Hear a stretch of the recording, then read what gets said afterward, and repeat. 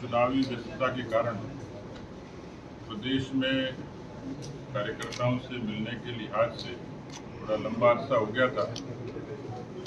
मैं लगभग 40 वर्षों से पार्टी के काम से, सामाजिक कामों से पूरे प्रदेश भर में अनेक अवसरों पर अलग अलग जगह प्रवास करता ही हूँ। वो स्वभाव में ही है और इसलिए 2 दिन के लिए मारवाड़ और मालानी के क्षेत्र में अपने उसी प्रवास के निमित्त आया हूँ। कुछ जो हमारे वरिष्ठ नेता दिवंगत हुए स्वर्गीय सूर्यकांता जी व्यास जी जो इस क्षेत्र की बहुत ही वरिष्ठ राजनेता थी, स्वर्गीय मोहन मेघवाल जी जो बहुत लंबे अरसे से जिन्होंने इस क्षेत्र में और पार्टी को सेवा दी, हमारे यहाँ के विधायक देवेंद्र जोशी जी की माताश्री, कुल मिलाकर सामाजिक तौर पर वहाँ शोक संवेदना के लिए आया। आज मैं रामदेव जी महाराज के दर्शन करूंगा रामदेवरा में और कल तनोट माता के दर्शन करूंगा। कुल मिलाकर सामाजिक और राजनीतिक तौर पर 2 दिन इस क्षेत्र में रहूंगा। एक पिछले बरस से एक नवाचार शुरू किया था।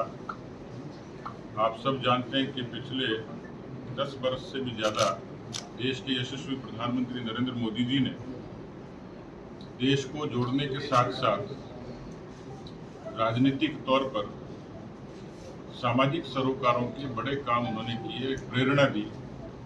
उनके जन्मदिन को भी हम सेवा सप्ताह के रूप में मनाते हैं। उनकी सरकार की ऐसी बहुत सारी अभिनव योजनाएं हैं जिससे समाज के हर तबके को कहीं न कहीं कोई संबल मिला है, ताकत मिली है।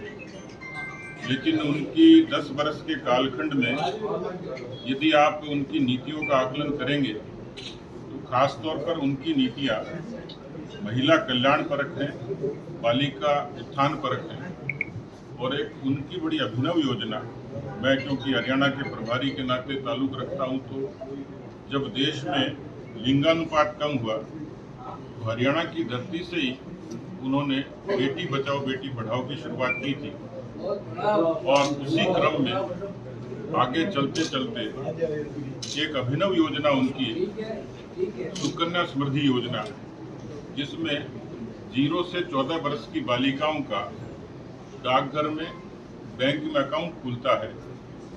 250 रुपये से शुरुआत होती है और बालिका जब परिपक्व होती है, 18 वर्ष की होती है तो पढ़ाई के लिए और 21 वर्ष की होती है तो विवाह के लिए। तो मैंने एक संकल्प लिया था कि प्रति वर्ष ऐसी बालिकाओं के हम लोग अपनी इच्छा से पार्टी के कार्यकर्ता मिलकर उनके खाते खोलेंगे, ताकि ऐसी जो बच्चियां हैं जो पारिवारिक रूप से, आर्थिक रूप से सक्षम नहीं है, उनको सक्षम बनाएं। पिछली बार लगभग 60,000 ऐसे बच्चियों के खाते खोले थे और उसी निमित्त कल बाड़मेर में इसकी एक बार फिर से साल भर के बाद में हम लोग इसकी वापस से नए खाते खोलने का अभियान शुरू करेंगे। उसके बाद में जो हमारा बॉर्डर एरिया है इसकी अपना एक महत्व है।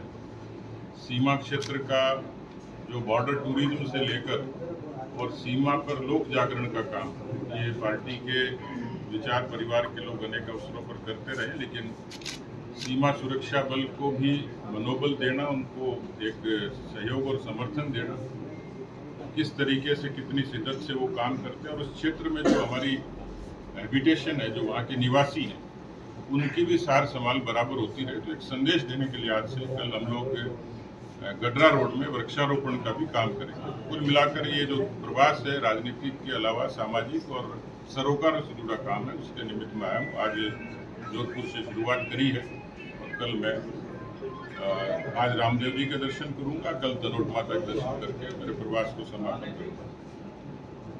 आप सब लोग पधारे, आप सबका बहुत बहुत धन्यवाद। आपकी तरफ से कोई जिज्ञासा हो दूसरा सर, हरियाणा के आप प्रभारी थे, हरियाणा के चुनाव में सबको चौंका है परिणाम में, हालांकि आप लोग तो कई रीति जीतेंगे। वहाँ का जो ताना बाना था आपने उसको समझा और उसमें सफलता हासिल की। आपको लगता है कि उस ताने बाने उस व्यवस्थाओं को लेकर राजस्थान में प्रयोग किया जा सकता है आने वाले समय में, और खासतौर से जो 7 सीटों पे आप चुनाव लड़ने जा रही है आपकी पार्टी?